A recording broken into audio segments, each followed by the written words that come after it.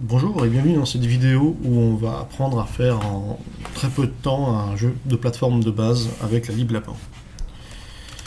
Pour commencer, voici donc le dossier de travail. Il n'y a rien dans Include et dans SRC. Et dans Res, il y a des ressources graphiques ainsi que de la configuration. Il y a un Makefile également qui est disponible et qui va tout compiler en même temps avec la LibLapin. Alors, on va commencer par le main. On va faire le minimum au début. Voilà. Et on va aussi faire le fichier en tête.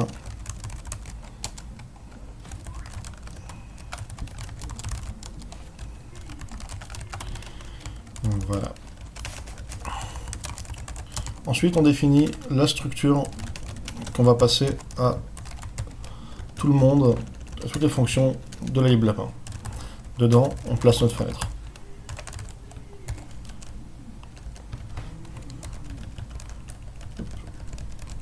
Coding style. Alors, dans notre main, nous allons placer en statique notre jeu de façon à l'allouer à tout initialiser par 0.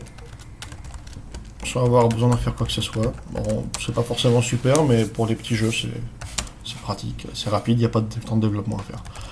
Avec Bunny Start, on va ouvrir la fenêtre et on va lui donner une résolution. Donc là, on va faire un jeu en 800 par 600 qui ne sera pas en full screen et qui s'appellera Game. Voilà, je place un assert autour au cas où la fenêtre ne s'ouvre pas. Comme ça, on quitte le jeu directement et on dit que Bunny Start n'a pas marché. Voilà. J'utilise Bunny Stop pour refermer la fenêtre de façon à, si l'on est en plein écran, à réparer la résolution avant de quitter. Sinon, la résolution reste celle du jeu et bon, bah, personne n'aime ça. Et ça se comprend. Je vais créer un const Bunny Anonymous Context. Voilà. J'ai le contexte, et voilà. Qui va contenir des pointeurs sur fonction en fait. Avec la LibLapin, on peut utiliser Bunny set key response, Bunny set click response, Bunny set loop main function, etc. pour dire je veux qu'on appelle telle fonction quand il y a tel événement. On peut aussi tout passer d'un coup en utilisant Bunny set context et en passant une structure. Donc là, c'est ce que je vais faire. À key, je vais passer key. Pour loop, je vais passer loop. Pour display, je vais passer la fonction display. Pour entering context, je vais passer la fonction entering. Et pour leaving context, je vais passer leaving. Alors, pour ceux qui ne savent pas, puisque c'est nouveau, entering et leaving context, ce sont des fonctions qui vont être appelées quand on appelle Bunny loop, la fonction principale, enfin la fonction principale de boucle, et quand on va la quitter avec leaving context. Donc, ce que je vais faire maintenant, c'est un Bunny set context, et je vais lui passer GL context. Alors, Bunny set context prend un tBunny context et pas un tBunny anonymous context. Donc, je vais le caster. Pourquoi? C'est parce que Anonymous Context contient que des pointeurs void, donc j'ai pas besoin de caster chaque pointeur sur fonction un par un, c'est plus rapide. Maintenant, je fais une Bunny Loop, je lui passe la fenêtre, le nombre de frames par seconde, ainsi que le pointeur que je vais passer à tout le monde dans le jeu. Donc voilà. Alors pour l'instant, il ne connaît pas encore les fonctions key, loop, display, etc. Donc on va les définir ici.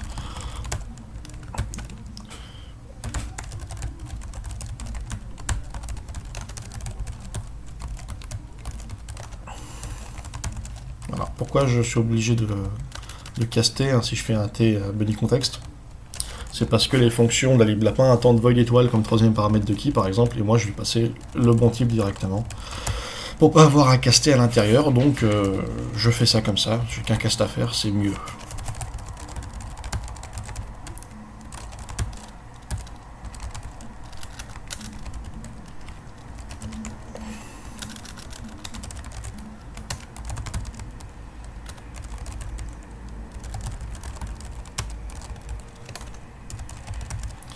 Voilà, j'ai donc défini toutes mes fonctions, maintenant il s'agit de les implémenter.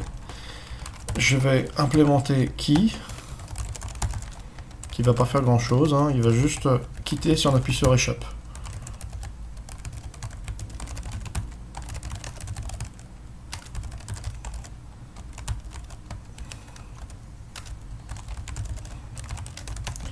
Voilà, donc on n'aura pas besoin de state, on va pas avoir besoin de game non plus, on va juste utiliser sim s'il vaut BKS escape, voilà,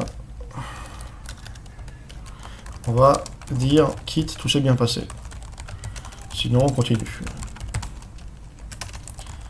Voilà, pour la boucle principale, c'est pas très différent, on va rien faire pour l'instant.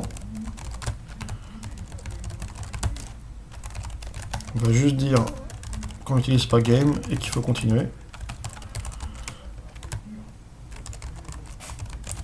Pour la fonction display, ça va être un peu différent. On va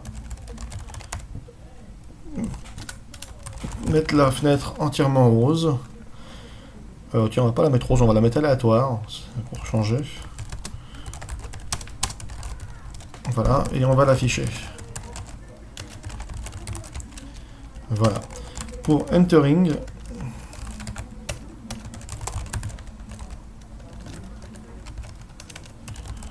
on va rien faire pour l'instant. Comme pour les autres, comme pour pas mal d'autres, voilà. Et pour living, pareil, on va rien faire pour l'instant. L'idée étant juste de poser nos fonctions, on va les garnir plus tard.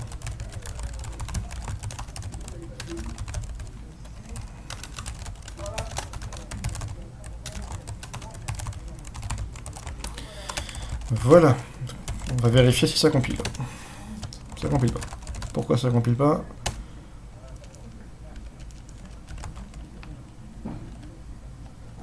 Parce que black, oui, black c'est pas une fonction, c'est une simple constante. Ouais.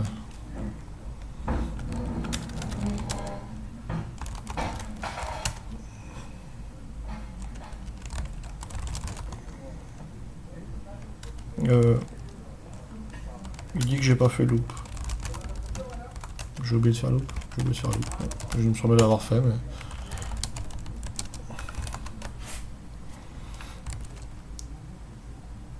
Bon, on va le faire.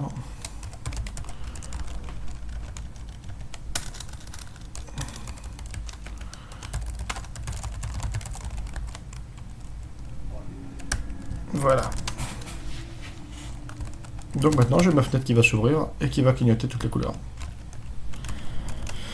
Ok.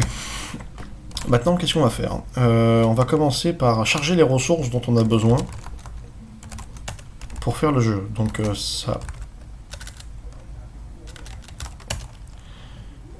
ça implique de charger déjà, enfin ça implique déjà d'étendre notre structure pour y ajouter les éléments dont on a besoin. Donc c'est TileGFX qui va contenir, c'est l'image des tuiles, et puis Dinello qui est notre personnage à l'écran. Donc on va faire quelque chose de très simple, on va faire un bunny load picture, et on va récupérer sa valeur de retour pour la mettre à l'intérieur de TileGFX. On va charger res.tiles.ini et non pas .png. Pourquoi? Parce que si on regarde ici, on voit bien que j'ai tiles.png, mais je cite tiles.ini, qui va définir des choses. Il va dire que la ressource à charger, c'est le .png, que l'échelle, c'est 0,505 ou 50-50, et que une case de tile vaut 100 pixels sur 100 pixels. Donc on n'aura pas à configurer ces choses-là dans le C. On s'est déjà fait dans le fichier ini, qui va nous servir à charger. Dinello, c'est la même idée. Voilà. Il a une origine qui a 50-80, et puis un clip fait 100-100. Comme ça, on n'a pas à le faire. Voilà. Bon, on a fait que charger des images pour l'instant. On va les libérer aussi, voilà. Donc pour ça, on va arriver à cet endroit-là. Alors on va peut-être laisser resp que je ne vais pas utiliser du tout. Bunny delete clippable game TileGFX, et puis bunny delete clippable de game Dinello. Alors c'est important de le libérer quand on passe dans un jeu d'un endroit à un autre, parce que ça permet d'économiser de la RAM pour faire de la place pour autre chose. Bon là, on va quitter le programme directement après, du coup c'est pas aussi important. Mais malgré tout, je le fais. Ensuite, on va avoir besoin de plusieurs choses. On va avoir besoin de la largeur d'une carte, de la hauteur de la carte elle-même. Et on va avoir besoin de... On va pas faire ça comme ça, on va faire ça autrement, on va faire ça mieux.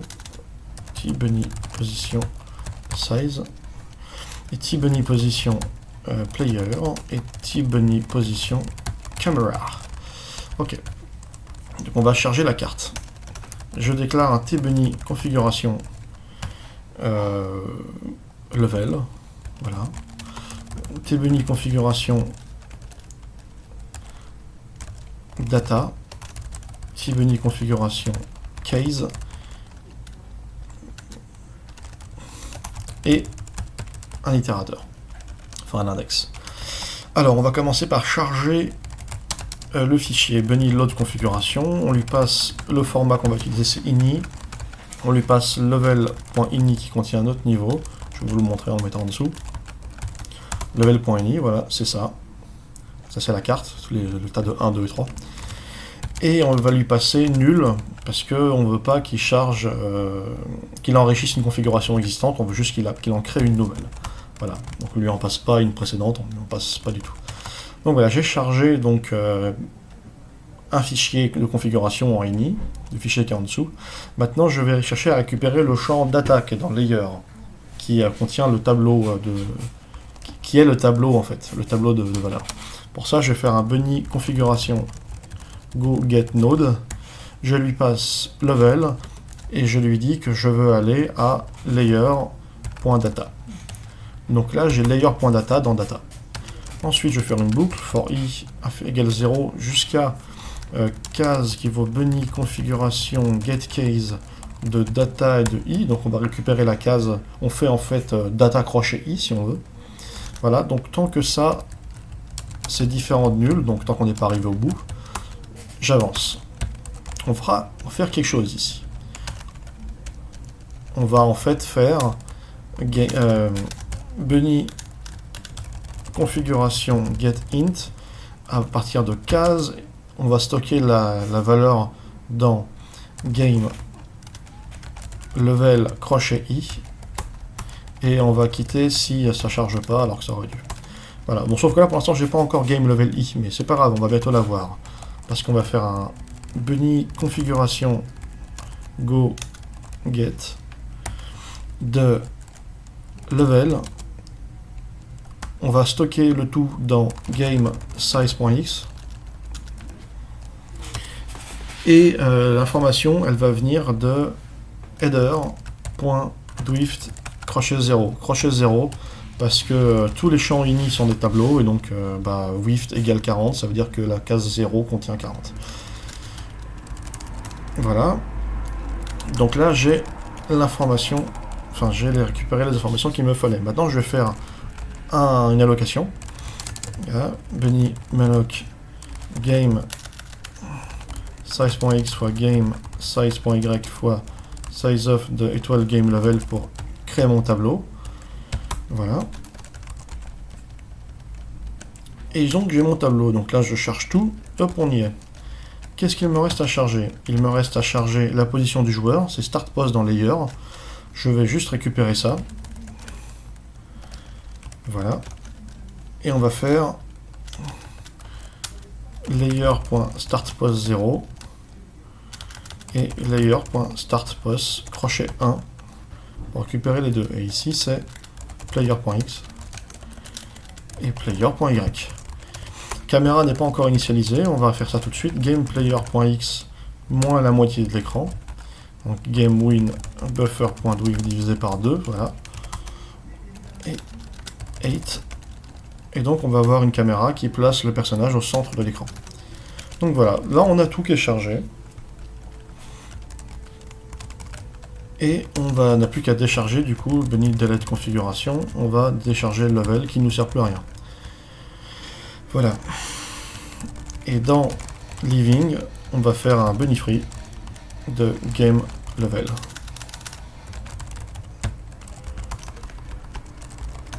Voilà, donc on va vérifier que ça compile encore. Ligne 22. Ah oui, c'est parce que j'ai oublié une esperluette ici, voilà. Et il connaît pas caméra parce que j'ai oublié game flash devant. C'est l'habitude de C++, c'est dans la classe ça.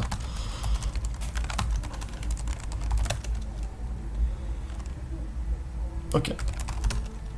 Et ça fait toujours la même chose, non? Ah, j'ai oublié d'agrandir. Comme j'ai agrandi la structure, il faut que je fasse un macro. Et ça fait toujours la même chose. Non, ça fait pas toujours la même chose. Qu'est-ce qui se passe? Hop.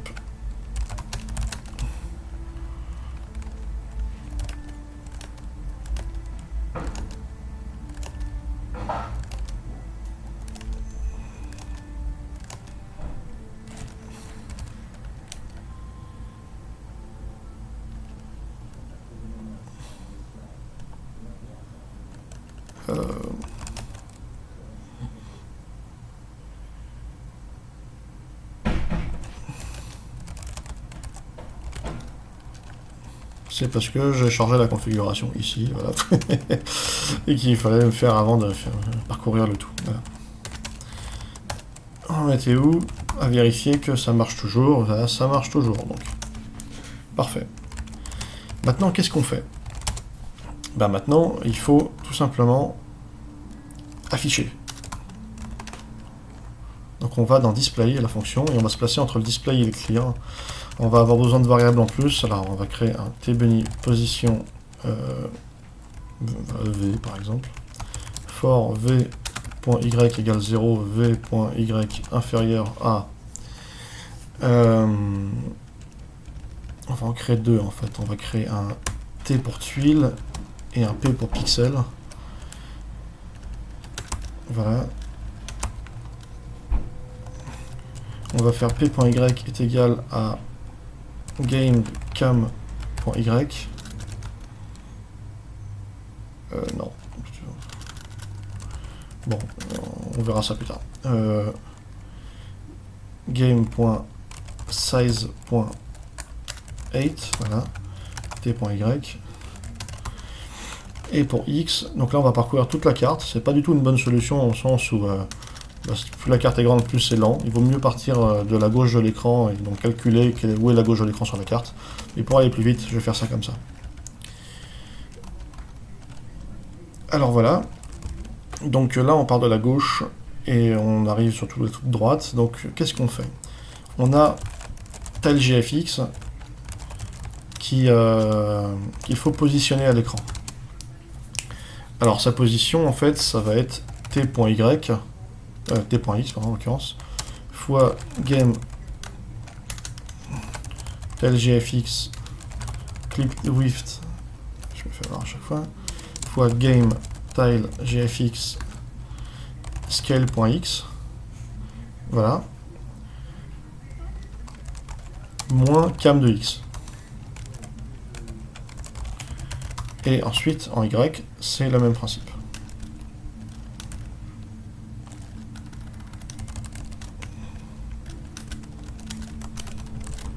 Voilà. On peut faire un bunny blit dans game win buffer de game TileGFX nul, et donc ça va afficher la tuile là où on a besoin. Alors le truc c'est que la tuile là, elle aura la même tronche tout le temps. Donc pour régler ce problème là, on va changer l'apparence de la tuile, et pour ça on va déplacer la position du clip dans l'image. Donc on était à 0 de base, sachant que c'est dans la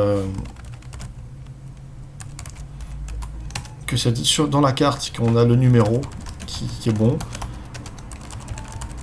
Bah, on va appliquer ce numéro. Donc si on regarde sur la carte, on a vu tout à l'heure qu'il y avait plein de 1, 2 et 3. On part pas de 0, du coup je vais faire moins 1 ici pour qu'on parte de 0. Du coup ce que je vais faire, c'est game level t.x plus t.y fois game drift, donc size.x, pardon, pour tirer la bonne case. Et on va multiplier par le game clip. Putain, je fais qui? TileGFX clip exposition game TileGFX clip width, voilà, donc là on a la bonne tuile qui a la bonne apparence et tout et tout. Et ça nous affiche notre carte à l'écran. Alors.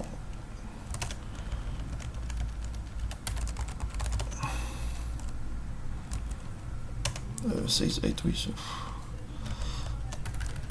C'est Y et X. Je fais la faute deux fois.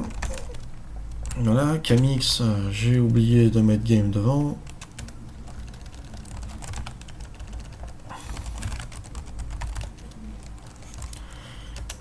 C'est caméra.x. Voilà. Et P, en fait, on n'en a pas besoin en vrai.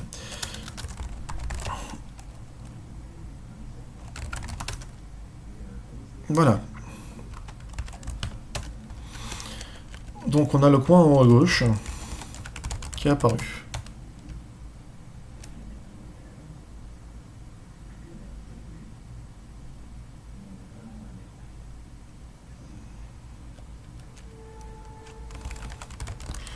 Alors, normalement, c'est pas tout à fait le coin en haut à gauche qui aurait dû apparaître. Ça a raté la position du personnage. Pourquoi c'est pas la position du personnage qui est apparue? Parce qu'en fait, on a chargé layer start pose 0 et 1 qui sont des valeurs en tuiles et pas en pixels. Donc en fait, on va régler ça tout de suite en faisant fois égal de game tel gfx clip width fois game tel gfx scale.x. Voilà. Comme ça, on va convertir player de tuiles à pixels comme mesure. Voilà. Et du coup, caméra est en pixels aussi.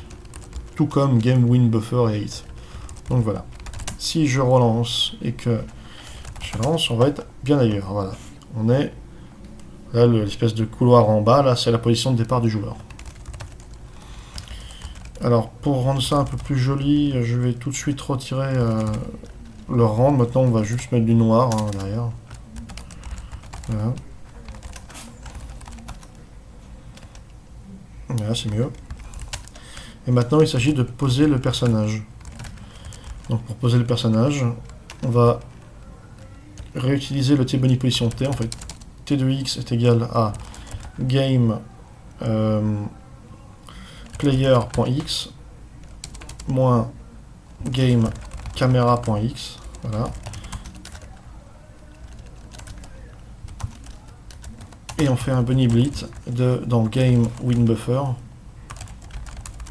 de game binelo à la position t. Sachant que j'ai défini une origine et tout, voilà. Donc il apparaît là où j'ai demandé qu'il apparaisse sur la carte. Et nous avons donc tout l'affichage. Alors il n'y a pas encore de jeu, je te dis. Pour le jeu, il faut garnir loop. Alors, une chose à faire, déjà, c'est commencer par créer une petite structure qui va nous servir au calcul intermédiaire. On va l'appeler newPos. Voilà. NewPos va valoir game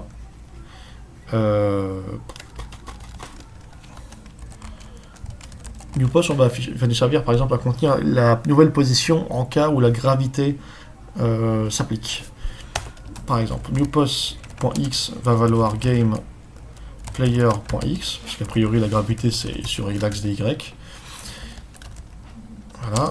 Et donc game player y plus une valeur pour la gravité, donc par exemple 10. Qu'est-ce qu'on va faire avec ça?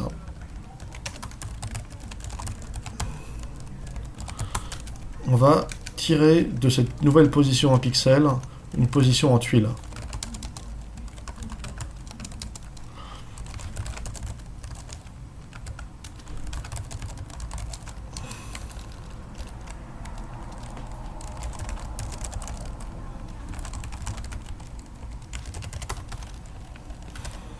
Alors, je vous conseille de faire des fonctions pour vous aider avec ça, parce que sinon vous allez taper la même chose des tas de fois.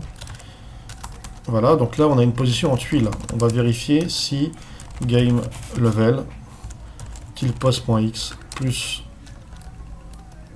tilpos.y fois game size.drift, si c'est de l'air.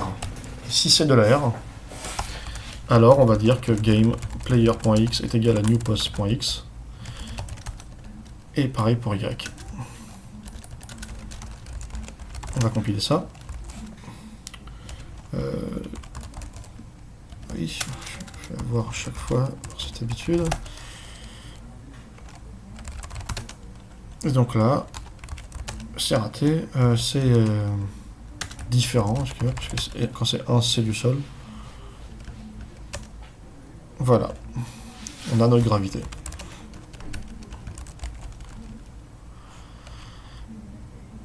Ensuite, qu'est-ce qu'on va faire? On va repartir de la même chose, en fait. On va refaire ça. En fait, on va même tout refaire. Voilà. Parce que c'est plus rapide, hein, pas parce qu'il faut faire comme ça. Faut trouver un moyen d'organiser ça pour que ce soit joli. Et on va vérifier si donc la touche aller à gauche est enfoncée. Et voyons voir. La touche aller à gauche va nous faire aller à gauche de 10 pixels. Donc on reconvertit tout en tuiles, on vérifie si on en vaut 1, et puis si on ne vaut pas 1, et ben on va à gauche. C'est-à-dire qu'on met à jour notre position. Voilà, pareil pour la droite, mais c'est plus X. On compile. Et donc voilà. On peut bien à la droite. Pour aller à gauche, on va mettre à jour la caméra. Si on revient dans Entering et qu'on regarde le calcul de la caméra, on va juste le remettre ici, comme ça, la caméra va suivre le joueur. Ce qui n'est pas forcément la meilleure idée, hein, c'est-à-dire que la caméra pourrait avoir un mouvement plus fluide, ce serait plus agréable. Mais pour commencer, c'est mieux comme ça. Voilà, on va faire un petit quelque chose aussi pour que ce soit plus joli. On va orienter le personnage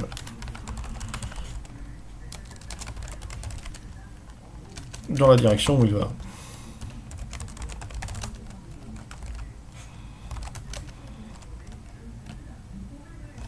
Voilà, c'est raté. Voilà, maintenant c'est réussi. Maintenant, il faut qu'il saute, le personnage. Alors le saut, c'est un peu différent de gauche ou droite, dans le sens où le saut, c'est quelque chose d'instantané. Donc on va aller dans Key, qui gère les événements, et on va vérifier la barre d'espace quand on est en train de descendre, de l'enfoncer, la barre d'espace.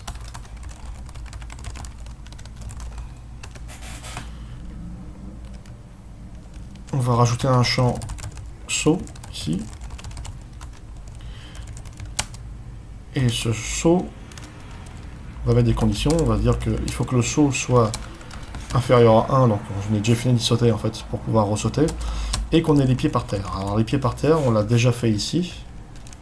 C'est juste ça en fait.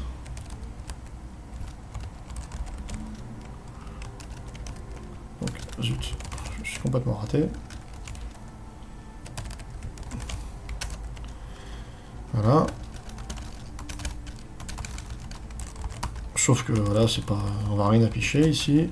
Et jump inférieur à 1. Jump égale 100.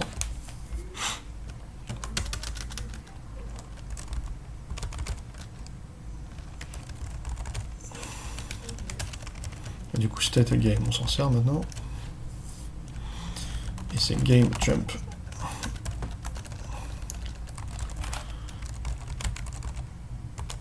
Il ne reste plus qu'à initialiser une valeur de base pour jump avec game jump égale 0 par exemple ici. Voilà.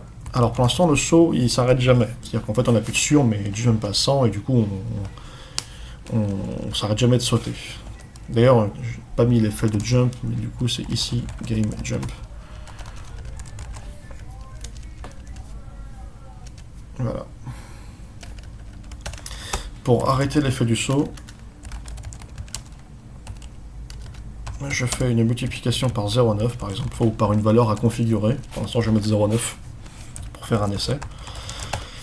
De façon à ce qu'au début ça fasse 100, 90, 82, etc. etc.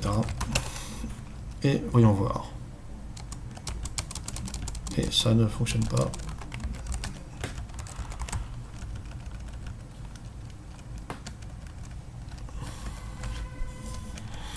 Ça ne fonctionne pas. Oui, parce qu'il faut qu'on ait les pieds par terre. Si je dis pas de bêtises, le graphisme pour les pieds par terre, c'est 1. Voilà. Il faut que ce soit 1 et pas que ce soit pas 1. C'est l'inverse de la gravité.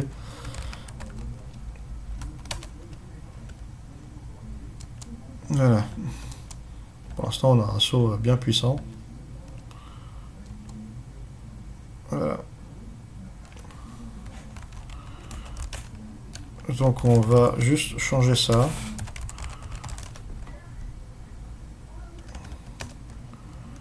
Pour le rendre plus doux.